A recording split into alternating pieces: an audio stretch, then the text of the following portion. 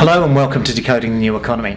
Today I'm joined by Michelle Dennedy, the Chief Privacy Officer of McAfee. Michelle, thank you for joining us. Thank you so much. So this week's it's Privacy Awareness Week. Can you explain what McAfee are doing for that? Yeah, it's really exciting. So in the rest of the world, we have a day for Data Privacy Day. Australia is everything bigger, so we have an entire week, and we're really excited. So we're working with Timothy Pilgrim, who is the Data Privacy Commissioner, to have an assortment of events, big events where we're talking to large groups of rooms. We're working with IAPP ANZ, which is the local privacy trade association, and then we're meeting one-on-one with clients. And the goal of the whole week is how are we tying our informational assets together for security and privacy, and really entering this new economy with eyes wide open, but lots and lots of innovation. Right. So just to step back a bit on that, what's your role at McAfee? Oh, that's helpful, I guess. So I am Vice President and Chief Privacy Officer for McAfee Global. Intel Security Global. I have to get used to the rebrand. Yeah, that's a big rebrand too. Yeah, it's exciting for all of us. So what are your tips for privacy for businesses? Yeah, so it's really important, I think, to go back to basics. My basic tips are, no matter if you've had a program for a long time or you're just starting out, really understand who are your customers. It goes down to, it's like journalism: who, what, why, when, and where, and how. What are the outcomes that you hope to achieve with your IT platform and with your business platform? What kinds of data support that? And what kinds do you think might be relevant but may not be? What would delight your customers? What would delight your employees? And start from things that sound that basic but actually are quite hard when you try to boil them down and make them really efficient. And then the rest of the tools and the practices and the education come out of that discussion. Right. Now, what's the one big issue that you see for businesses at the moment with privacy? Well, I think we're trying to do bolt-on privacy just like we tried to do bolt-on security years ago. Right. I think it's time to really take a good look at the policy side, which is called privacy by design, thinking about it early stage and thinking about a consumer-centric, and what we at McAfee call privacy engineering, really looking at tools and methodologies and standards from the past, adding our legislative requirements, our business rules, and turning them into functional requirements. So we're actually building tools and technologies with these specifications with the same level of importance as any functional spec, and that is fundamentally different from what we're doing today. Yeah, and that's an interesting area with that, Michelle, then, that so newer businesses can probably bake that privacy into their operations, whereas for older businesses it is really a cultural change to get that privacy culture, if you like, into it. It is a challenge, but at the same time you have a lot more bodies to help you. Right. So if you're hitting the C levels, I think it's really helpful. So what we did at McAfee when McAfee, I'm still doing it, Sure. Intel Security. What we do at Intel Security is every year I have an executive review. So from the CFO, the CMO, the CEO, the head of sales, what is the data that they need? Any organization, no matter how large or small. The US government does this, the Australian government can do it, and the smallest SMB can do it. Figuring out what are the important things happening this year. What are those public filing documents that may not say privacy on them, but they're telling you, hey, I want to outsource here, or hey, I want to build a call center, or I want to build a new hotel. All of those things have data implications. So you take the business, which is the what, and you say, why? Okay, to expand, to grow, to get rid of businesses. How? Okay, we're going to do in this amount of months, we're going to do it out of this group. It also helps you find budget, which is the other hidden little gem of that process. Yeah. Now, we've been talking a lot about the human side of things. We're entering the machine-to-machine Internet of Things era. How do you see that panning out with privacy? I think it's actually a really exciting time, and I think we can go one of two ways.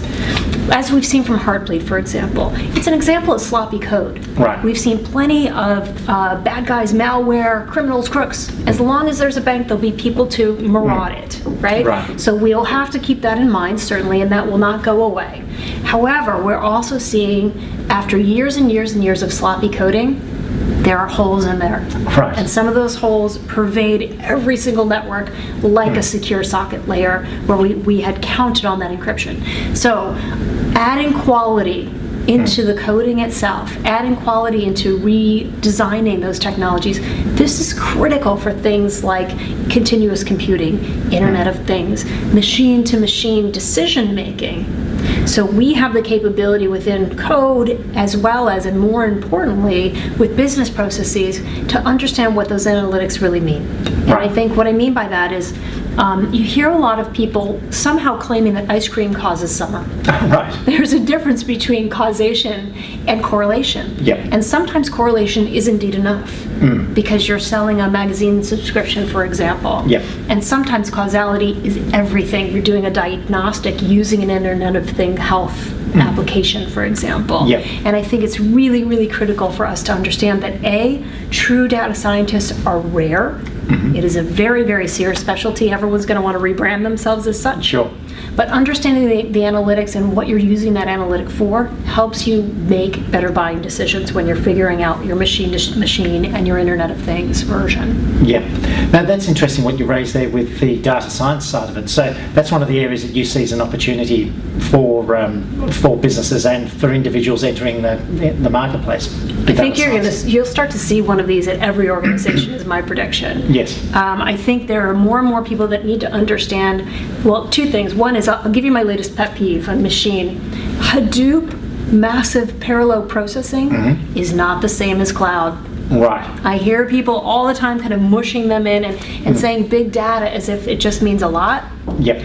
So when you're using large-scale Hadoop parallel same-time processing, so you're taking big data samples out of many different sources and putting them together to create an analytic, that's when you're really, really entering a very rarefied realm of the data scientist. Right. They will start to do those sort of analytics as a service. So you'll almost have an analytics as a service. Sure. I don't want to pronounce that acronym, but you know where we're going. Right, yep. And then the other side is what do we do about cloud?